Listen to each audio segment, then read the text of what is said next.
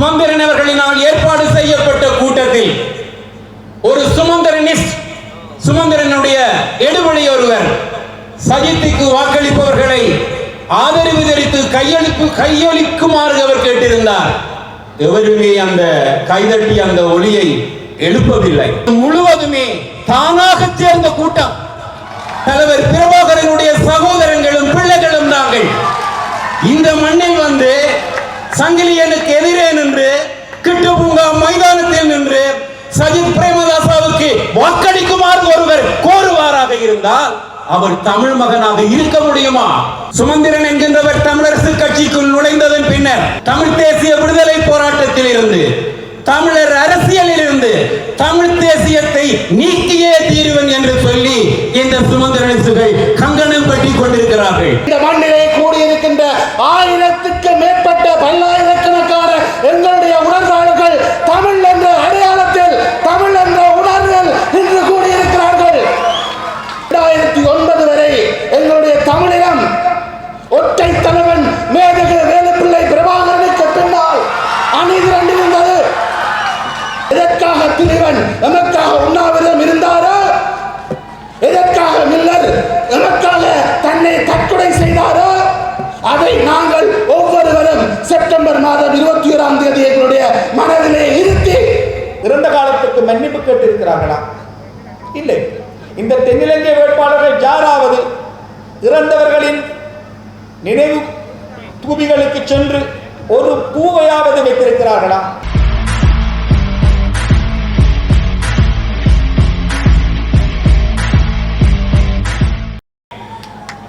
உங்கள் வாயினால் அந்த உத்தரவாதத்தையும் தாருங்கள். நாங்கள் சங்குக்குத்தான் வாக்களிப்போம் என்று சொல்லுகின்ற உத்தரவாதத்தையும் தாருங்கள்.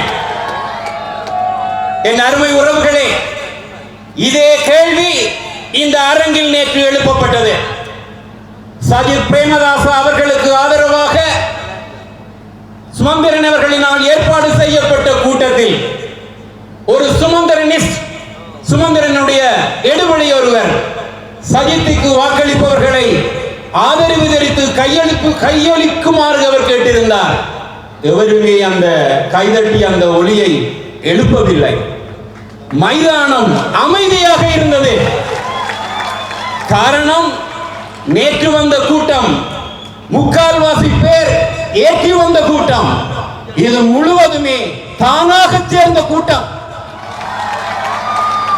அங்கே வந்த அந்த முக்கால்வாசி தவிர மீதி பாதி பேர் இந்த சுமந்திரம் என்ன சொல்லுகின்றது என்கிறதை கேட்பதற்காக வந்த கூட்டம்.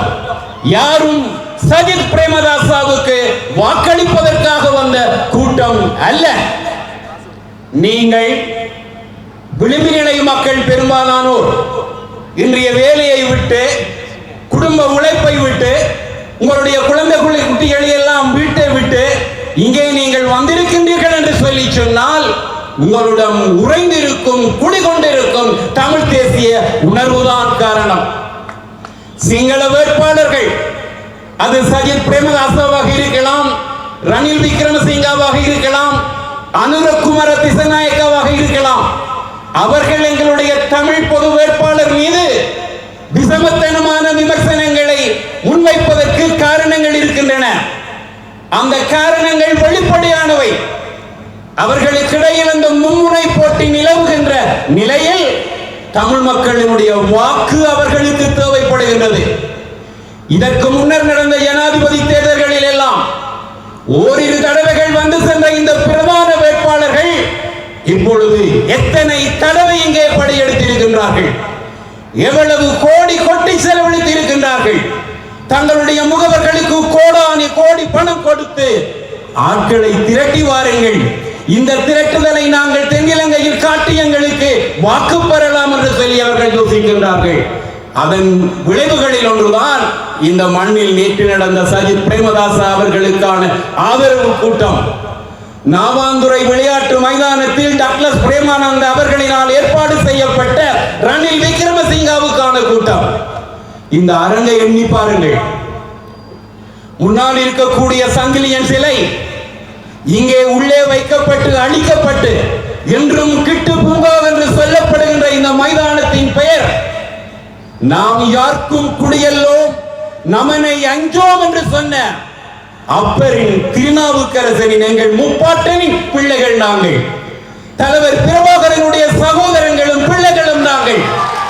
இந்த மண்ணில் வந்து சங்கிலியனுக்கு எதிரே நின்று கிட்டுபூங்கா மைதானத்தில் நின்று சஜித் பிரேமதாசாவுக்கு வாக்களிக்குமாறு ஒருவர் கோருவாராக இருந்தால் அவர் தமிழ் மகனாக இருக்க முடியுமா? ஏகாதிபத்தியவாதிகளுக்கும் சிங்கள பேரினவாதத்துக்கும் கூலிக்கு மாரடிக்கின்றவர்களாகத்தான் அவர்கள் இருக்க முடியும். இதற்கு பிறகும் நாங்கள் சஜித் பிரேமதாசாவுக்கு வாக்களிக்க வேண்டுமா? எங்கள் முன் இருக்கிறது வெறுமனே இந்த ஜனாதிபதி தேர்தல் மாத்திரமல்ல. சுமந்திரன் என்கின்றவர் தமிழரசு கட்சிக்குள் நுழைந்ததன் பின்னர் விடுதலை புலிகளினால் தமிழ் தேசிய கூட்டமைப்புக்குள் உள்வாங்கப்பட்ட கஜேந்திரகுமார் பொன்னம்பலம், செல்வராஜா கஜேந்திரன், பத்மினி சிதம்பரநாதன் அவர்கள் துணை நீக்கம் செய்யப்பட்டு கட்சியை சுத்திகரிக்கிறோம் என்று சொல்லி வெளியேற்றப்பட்டார்கள். அதன் பின்னர் புலிகள் அல்லாத ஆயுத குழுக்களுடைய ஆயுத போராட்ட வீரர்களுடைய தலைவர்கள் கூட இருக்கக்கூடாது என்கின்றதினால பல்வேறு வகையான அழுத்தங்களை கொடுப்பதன் மூலம் நண்பர் சுரேஷ் பிரேமச்சந்திரன் வெளியேற்றப்பட்டார். இப்பொழுது புலி நீக்க அரசியல், ஆயுத போராட்ட அரசியல் மாத்திரமல்ல, தமிழ் தேசிய விடுதலை போராட்டத்தில் இருந்து, தமிழர் அரசியலில் இருந்து தமிழ் தேசியத்தை நீக்கியே தீருவன் என்று சொல்லி இந்த சுமந்திரனிசுகள் கங்கணம் கட்டி கொண்டிருக்கிறார்கள். அனுமதிக்கப் போகின்றீர்களா? ஜனாதிபதி தேர்தலில் நீங்கள் சங்குக்கு வாக்களிப்பீர்கள். ஆனால் இனி வரப்போகின்ற எந்த ஒரு தேர்தலிலும் தமிழ் தேசிய விரோதிகளை நீங்கள் அனுமதிக்க கூடாது என்று சொல்லி நான் உங்களிடம் மன்றாட்டமாக கேட்டு இந்த அரங்கில் இருந்து விடைபெறுகின்றேன். வணக்கம். 2024 ஆண்டு ஜனாதிபதி தேர்தலிலே இறுதி பிரச்சார கூட்டத்திலே கலந்து கொண்டிருக்கக்கூடிய எங்களுடைய பொது வேட்பாளர் திரு அரியநேந்திரன் ஐயா அவர்களே, இந்த நிகழ்வுக்கு தலைமை தாங்கிக் கொண்டிருக்கின்ற முன்னாள் பாராளுமன்ற உறுப்பினர் திரு சுரேஷ் பிரேமச்சந்திரன் அவர்களே, இந்த நிகழ்விலே கலந்து கொண்டிருக்கக்கூடிய பாராளுமன்ற உறுப்பினர் திரு சித்தார்த்தன் அவர்களே, இந்த நிகழ்விலே கூடியிருக்கக்கூடிய ஏனைய முன்னாள் பாராளுமன்ற உறுப்பினர்கள், மாகாண சபை உறுப்பினர்கள், பிரதேச சபையினுடைய தவிசாளர்கள், உறுப்பினர்கள், எங்களுடைய இந்த கூட்டத்திலே கலந்து கொண்டிருக்கக்கூடிய எங்களுடைய உறவுகள், உங்கள் எல்லோருக்கும் என்னுடைய இந்நேர வணக்கங்களை தெரிவித்துக் கொண்டு இந்த 2024 ஆண்டு சங்கு சின்னத்திலே போட்டியிடக்கூடிய எங்களுடைய வேட்பாளர் திரு அரியநேந்திரன் ஐயா அவர்களுடைய பிரச்சார கூட்டத்திலே என்னுடைய சிற்றுரையை ஆரம்பிக்கலாம் என்று நான் நினைக்கின்றேன். இந்த பிரச்சார கூட்டத்தின் போது ஐங்கரநேசன் ஐயா அவர்கள் ஒரு விடயத்தை சொன்னார். நேற்றைய தினம் இந்த மண்ணிலே சஜித் பிரேமதாசாவுக்கு ஆதரவளிக்கின்ற பொதுமக்களே உங்களுடைய கைகளை உயர்த்துங்கள் என்று கேள்வி கேட்கப்பட்டதாக. அதில் யாரும் கையை உயர்த்தவில்லை.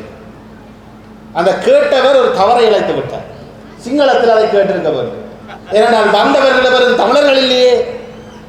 தென்னிலங்கையிலிருந்து கொண்டு வந்து இறக்கிவிடப்பட்ட சிங்களவர்களிடம் தமிழிலே கேட்டால் எவ்வாறு அவர்கள் அதற்கு பதிலளிப்பார்கள் ஐயா? அவர்களுக்கு நீங்கள் சிங்களத்திலே கேட்டிருக்க வேண்டும். இன்று இந்த மண்ணிலே கூடியிருக்கின்ற 1000க்கு மேற்பட்ட பல்லாயிரக்கணக்கான எங்களுடைய உணர்வாளர்கள் தமிழ் என்ற அடையாளத்தில், தமிழ் என்ற உணர்வில் இன்று கூடியிருக்கிறார்கள். இந்த வெல்லப்போகாத வேட்பாளருக்காக, ஜனாதிபதியாகாத வேட்பாளருக்காக இன்று ஆயிரக்கணக்கில் நீங்கள் கூடியிருக்கிறீர்கள் என்றால், அம்பாறையில் இருந்து மட்டக்களப்பில் இருந்து எங்களுடைய மாவட்டங்கள் தோறும் நடைபெறுகின்ற அத்தனை பிரச்சார கூட்டங்களும் நிரம்பி வருகிறது என்றால், அதற்கு பின்னாலே இருக்கக்கூடிய ஒற்றை சொல், ஒற்றை மந்திரம் தமிழ். அந்த தமிழ் என்ற உணர்விலே, அந்த தமிழ் என்ற உணர்விலே இந்த பல்லாயிரக்கணக்கான மக்கள் இருந்து குழுமியிருக்கிறீர்கள். நாங்கள் இந்த தேர்தலிலே அரியநேந்திரன் ஐயா அவர்கள் ஜனாதிபதியாக வரமாட்டார் என்று தெரிந்திருந்தோம். எங்களுடைய அரசியல் அபிலாசங்களை வென்றெடுப்பதற்காக நாங்கள் அரியநேந்திரன் ஐயா அவர்களை களமிறக்கியிருந்தோம். அதிலே நாங்கள் முதலாவது வெற்றியை பதிவு செய்தோம். வடக்கும் கிழக்கும் தமிழ் மக்களை என்றுமே பிரிக்க முடியாது என்கின்ற செய்தியை எங்களுடைய அரியநேந்திரன் அவர்களை களமிறங்கி நாங்கள் முதலாவது செய்தியை நாங்கள் உலகத்துக்கு சொன்னோம். அது எங்களுடைய முதலாவது வெற்றி. 7 கட்சிகளும் 80க்கு மேற்பட்ட பொது அமைப்புகளும் ஒன்றிணைந்து இந்த பொது வேட்பாளரை களமிறக்கி இருந்தோம். 2009 வரை எங்களுடைய தமிழினம் ஒற்றை தலைவன் மேதகு வேலுப்பிள்ளை பிரபாகரனுக்கு பின்னால் அணி திரண்டிருந்தது.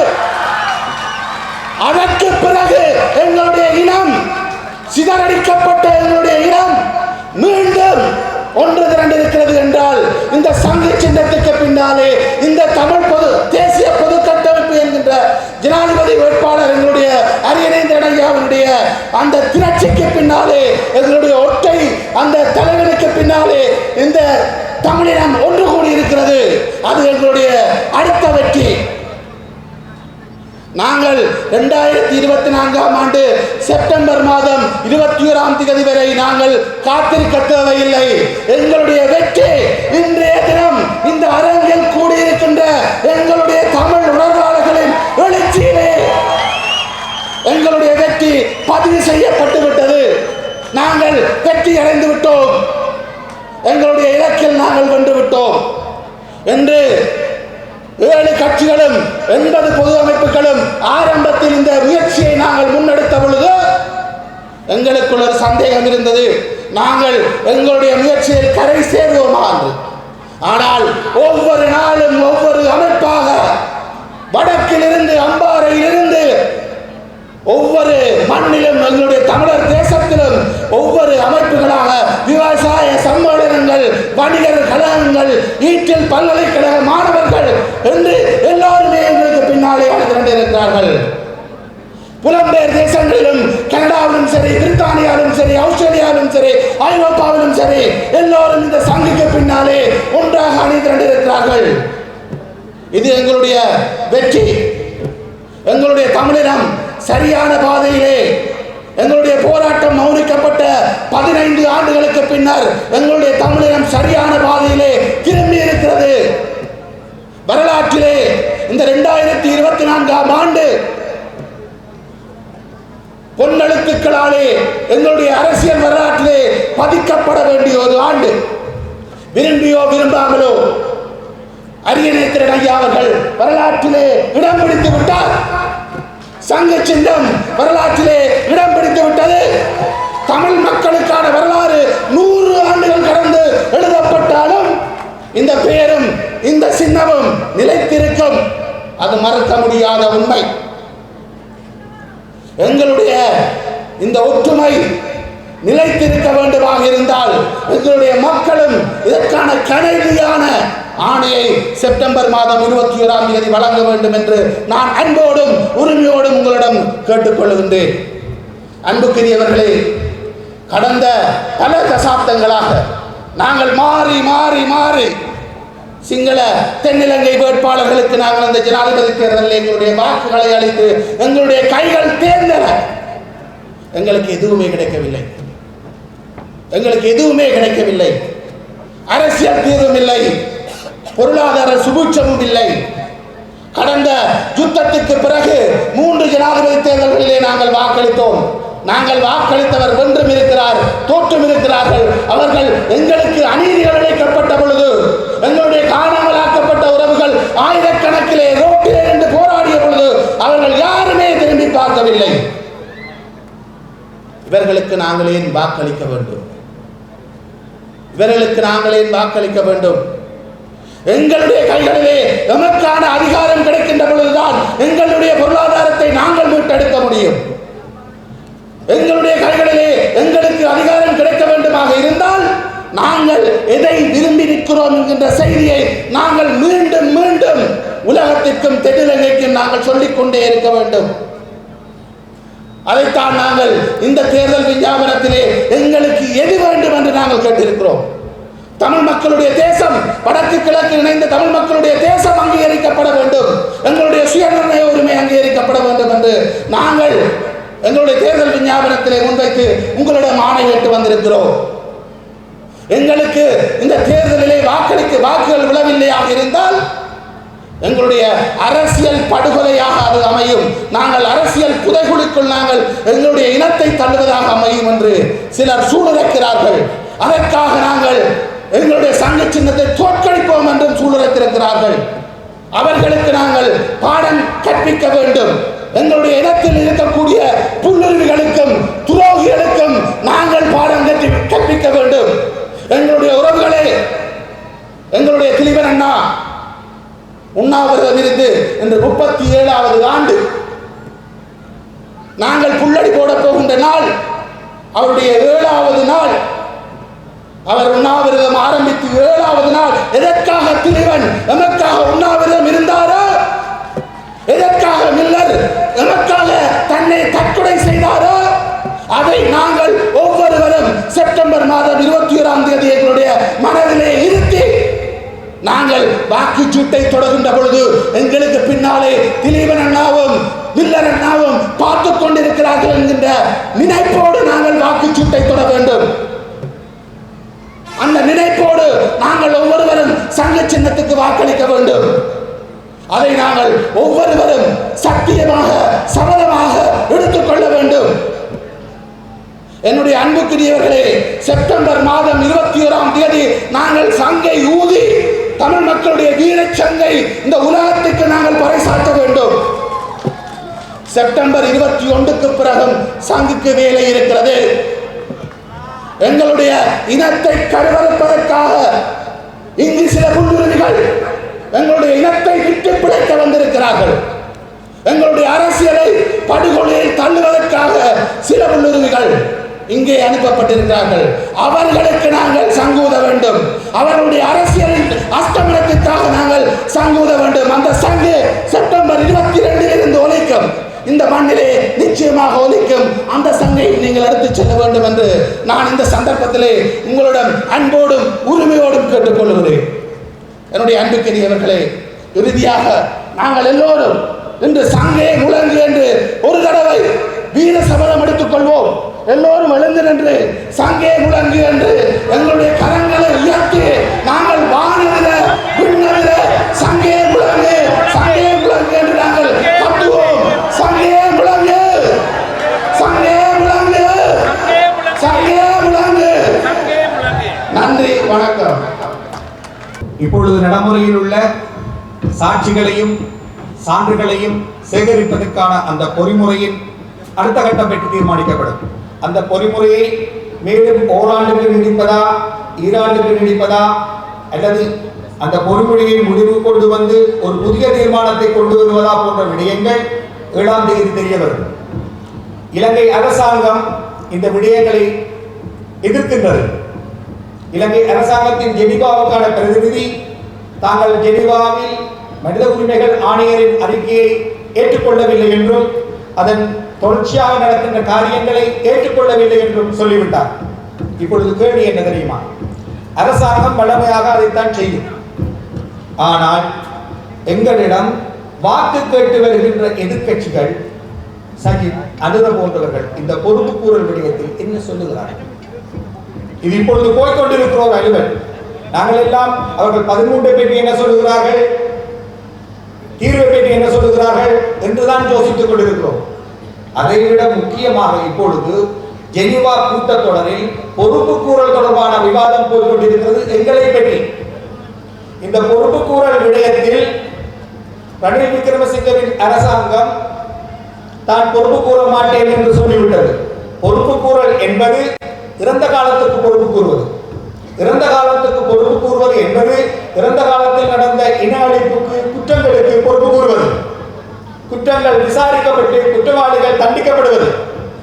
அப்படி பார்த்தால் பொறுப்பு கூறல் தொடர்பில் இலங்கையோடு சம்பந்தப்பட்ட ஒரு பொறிமுறை இயங்கிக் கொண்டிருக்கிறது. அது நாங்கள் கேட்ட பொறிமுறை அல்ல, அது பலவீனமான பொறிமுறை. எனினும் பசித்திருப்பதில் கட்சி மேலானது என்ற அடிப்படையில் அதை பற்றி கதைக்கலாம். மற்றபடி அந்த பொறிமுறையின் எதிர்காலம் குறித்து வரும் 7ஆம் தேதி தீர்மானிக்கப்படும். அரசாங்கம் ஏற்கனவே அதை நிராகரித்து விட்டது. வழமையாக அரசாங்கங்கள் அதை நிராகரிப்பதுதான் பயமே. 2015ஆம் ஆண்டு மட்டும் ரணில் மைத்திரி அரசாங்கம் அன்றைக்கு வந்த அந்த ஜெனீவா தீர்மானத்துக்கு இணை ஆலோசனை வழங்கியது. அதுக்கு முன்னுக்கும் பின்னுக்கும் அரசாங்கங்கள் எதிர்த்துக் கொண்டே இருக்கின்றன. அவை தமிழருக்கு சார்பான தீர்மானங்கள் என்று சொல்லி இப்பொழுது இந்த தீர்மானம் தொடர்பாக அரசாங்கத்தின் பிரதிநிதி எதிர்ப்பை காட்டிவிட்டார். சஜித் என்ன சொல்லுகிறார், அனுர என்ன சொல்லுகிறார்? இவர்கள் தமிழ் மக்களுக்கு இழைக்கப்பட்ட குற்றங்களுக்கு இன அழிப்புக்கு பொறுப்பு கூற தயாரா? அல்லது சஜித்துக்கு தமிழ் வாக்குகளை சாய்த்து கொண்டு போகும் தமிழ் அரசியல்வாதிகளிடம் கேளுங்கள், இவர் பொறுப்பு கூறுவாரா? 13 எல்லாம் பிறகு இவர் பொறுப்பு கூறுவாரா? பொறுப்பு கூறலுக்கான அந்த கட்டமைப்பை இவர் ஏற்றுக்கொள்கிறாரா? இப்பொழுது ஐநாவில் நடந்து கொண்டிருக்கும் இந்த கூட்டத்தொடர் தொடர்பில் சஜித்தினுடைய நிலைப்பாடு என்ன? கேளுங்கள். சஜித்துக்கு வாக்களிக்க சொல்லி கேட்கும் அரசியல்வாதிகளிடம், கட்சியிடம் கேளுங்கள். பொறுப்பு கூறல் தொடர்பில், எங்களுக்கு நடந்த குற்றங்களுக்கு பொறுப்பு கூறுவது தொடர்பில் நீங்கள் யாருக்கு வாக்களிக்க கேட்கின்றீர்களோ அவருடைய நிலைப்பாடு என்ன? வருகிற 7ஆம் தேதிக்குள்ள அந்த நிலைப்பாட்டை சொல்ல தேர்தலுக்கு பிறகுதான் 7ஆம் தேதி வருகிறது. பிரச்சனை என்னவென்றால் சஜித் இதுவரையிலுமே பொறுப்பு கூறல் தொடர்பில் எதையுமே கூறியிருக்கவில்லை. அனுர கூறுகிறார், குற்றங்களை தண்டிப்பதற்கு பாதிக்கப்பட்ட மக்களே பெருமளவுக்கு விரும்பவில்லை என்று அவர் ஒரு ஊடகத்துக்கு வழங்கிய நேர்காணலில் அவர் கூறியிருக்கிறார். மொத்தத்தில் அரசாங்கம் மட்டுமல்ல, எதிர்க்கட்சிகள் மாற்றத்தை கொண்டு வர போவதாக கூறும் அனுர உட்பட அனைவருமே கூறுகிறார்கள், தங்களுடைய யுத்த வெற்றி வீரர்களை தண்டிக்க கூடாது. ஆனால் அவர்களுக்கு வாக்கு கேட்டு உங்களிடம் வருகிறார்கள் உங்களுடைய கட்சிக்காரர்கள். எனவே இப்பொழுது ஒரு கேள்வியை கேட்கலாம், தமிழ் பொது வேட்பாளருக்கு ஏன் வாக்களிக்க வேண்டும்? அல்லது ஏன் தென்னிலங்கை வேட்பாளர்களுக்கு வாக்களிக்க கூடாது? தென்னிலங்கை வேட்பாளர்களுக்கு ஏன் வாக்களிக்க கூடாது என்று சொன்னால் அதுக்கு 1000 காரணம் சொல்லலாம். ஆனால் இப்பொழுதுள்ள உடனடி காரணம் என்னவென்றால், இந்த 3 பேருமே பொறுப்பு கூற தயாரில்லை. இறந்த காலத்துக்கு பொறுப்பு கூற தயாரற்ற சிங்கள தலைவர்கள் நிகழ்காலத்துக்கும் பொறுப்பு கூற மாட்டார்கள், வருங்காலத்துக்கும் பொறுப்பு கூற மாட்டார்கள். இவர்கள் எப்படி உங்களுக்கு தீர்வு தருவார்கள்? தரமாட்டார்கள். எனவே பொறுப்பு கூற தயாரற்ற சிங்கள தலைவர்களுக்கு, தென்னிலங்கை தலைவர்களுக்கு நாங்கள் வாக்களிக்க முடியாது. வாக்களிக்க போகிறீர்களா? இல்லை. இது முதலாவது காரணம், ஏன் நாங்கள் தென்னிலங்கை தலைவர்களுக்கு வாக்களிக்க கூடாது என்பது. அடுத்த காரணம், இவர்களில் யாராவது உங்களிடம் வந்து இறந்த காலத்துக்கு மன்னிப்பு கேட்டு இருக்கிறார்களா? நேற்றைக்கு இதில் ஒருத்தர் வந்தவர், அதை தெருவன் இதை தெருவன் என்றெல்லாம் சொல்கிறார்கள். இறந்த காலத்தில் நடந்தவற்றுக்கு மன்னிப்பு கேட்பதில் இருந்து தான் பொறுப்பு கூறல் தொடங்குது. இவர்கள் யாராவது உங்களிடம் இதுவரை மன்னிப்பு கேட்டு இருக்கிறார்களா? ரணில் விக்ரமசிங்க நூலகம் எரிக்கப்பட்டதற்கு சாதுவாக மன்னிப்பு கேட்டார். ஆனால் அதற்கு முன்னுக்கும் பின்னுக்கும் நடந்த சம்பவங்களுக்கு அவர் இன்றைக்கு வரை மன்னிப்பு கேட்கவில்லை. இந்த தென்னிலங்கை வேட்பாளர்களில் யாராவது உங்களிடம் இறந்த காலத்துக்கு மன்னிப்பு கேட்டு இருக்கிறார்களா? இல்லை. இந்த தென்னிலங்கை வேட்பாளர்கள் யாராவது இறந்தவர்களின் நினைவு தூபிகளுக்கு சென்று ஒரு பூவையாவது வைத்திருக்கிறார்களா? இல்லை. பிறகப்படி அவர்களுக்கு நீங்கள் வாக்களிப்பீர்கள். பிறகப்படி நீங்கள் அவர்களுக்கு வாக்களிப்பீர்கள். எனவே நீங்கள் இதை நான் கதைக்கும் பொழுது சில படித்தவர்கள் சொல்லுகிறார்கள் இது இனவாதம் என்று. தமிழ் வாக்கு தமிழர்களுக்கு என்பது இனவாதம் என்று கூறுகிறார்கள். நாங்கள் இந்த பொதுக்கட்டமைப்பை உருவாக்கிய பொழுது தமிழ் வாக்கு தமிழர்களுக்கு என்ற கோஷம் வரக்கூடாது என்றுதான் எதிர்பார்த்தோம். சிங்கள வேட்பாளர்கள் என்பதற்கு பதிலாக தென்னிலங்கை வேட்பாளர்கள் என்ற வார்த்தையைத்தான் நாங்கள் அதிகம் பயன்படுத்தினோம் தமிழ் மக்கள் பொதுச்சபைகள், எங்கள் மக்கள் அமைப்புக்குள். ஆனால் பிரயோகத்தில் தமிழ் வாக்கு தமிழருக்கே என்ற கோஷம் மேலே வந்துவிட்டது. ஏனென்றால் தமிழர்கள் என்பதற்காக நீங்கள் ஒடுக்கப்படுகிறீர்கள், தமிழர்கள் என்பதற்காக நீங்கள் பாரபட்சமாக நடத்தப்படுகிறீர்கள். எனவே அந்த அடையாளத்தை முன்னிறுத்தித்தான் நீங்கள் போராடுவீர்கள். எதன் பெயரால் நீங்கள் ஒடுக்கப்படுகிறீர்களோ அதை மீட்கத்தான் நீங்கள் போராடுவீர்கள். தமிழர்கள் என்பதற்காக நீங்கள் ஒடுக்கப்படுவீர்களாக இருந்தால் தமிழர் என்ற அடையாளத்தை முன்வைத்துத்தான் நீங்கள் நீதி கேட்பீர்கள்.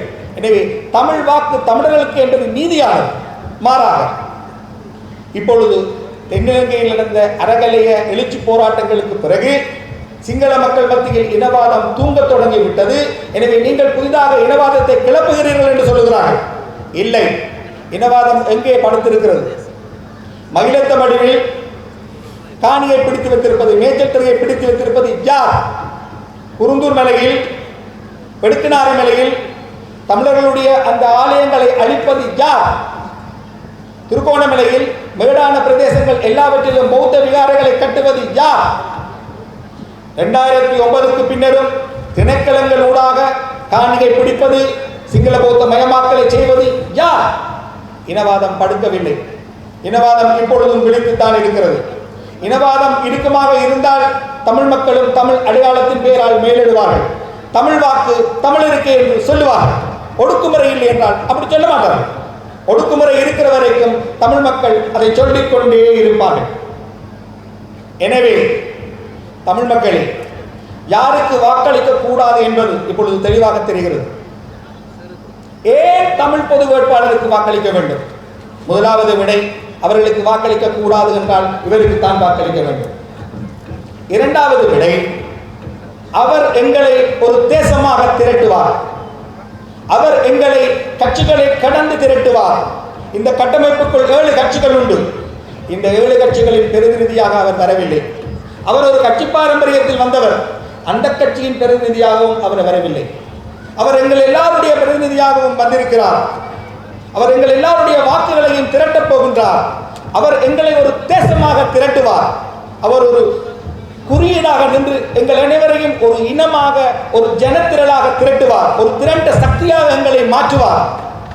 இப்பொழுது சொல்லுங்கள், உங்களை திரட்டப் போகிறவருக்கு நீங்கள் வாக்களிப்பீர்களா? உங்களை சிதறடிக்க போகிறவர்களுக்கு, அல்லது கடந்த 15 ஆண்டுகளாக உங்களை சிதறடித்தவர்களுக்கு வாக்களிக்கப் போகிறீர்களா? எங்களை திரட்டுகிறவர்களுக்கு தான் நாங்கள் வாக்களிக்கிறோம்.